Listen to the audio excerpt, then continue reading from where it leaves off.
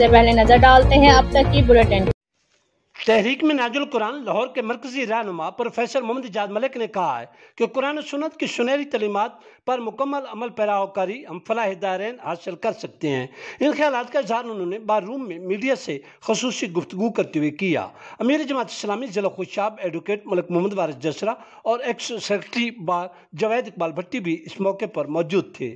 Professor محمد اجاز ملک نے کہا کہ اسلام مکمل ضابطۂ حیات ہے اور ہمارے تمام مسائل کا حل نظام مصطفیٰ صلی اللہ علیہ وآلہ وسلم کے عملی نفاذ میں ہے۔ تحریک منہاج القرآن عالمی سطح پر دین متین کی ترویج کے لیے ہمارے قائد ڈاکٹر پروفیسر علامہ طاہر القادری کی زیر قیادت بھرپور کردار ادا کر رہی ہے۔ انہوں نے علاقہ تھل میں تحریک منہاج القرآن کی تنظیمی فعالیت کے لیے محمد سعید رحمانی اور اس کی پوری ٹیم کی کوششوں کو شاندار الفاظ میں سراہا۔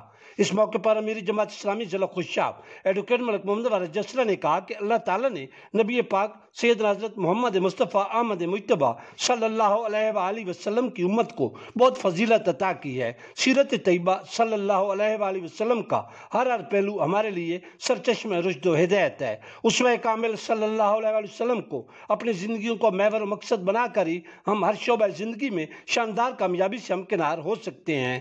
انہوں نے امت مسلمہ پر زور دیا کہ ایک پلیٹ فارم پر متحد ہو کر طاغوتی طاقتوں کے مذموم عزائم خاک میں ملا دیں۔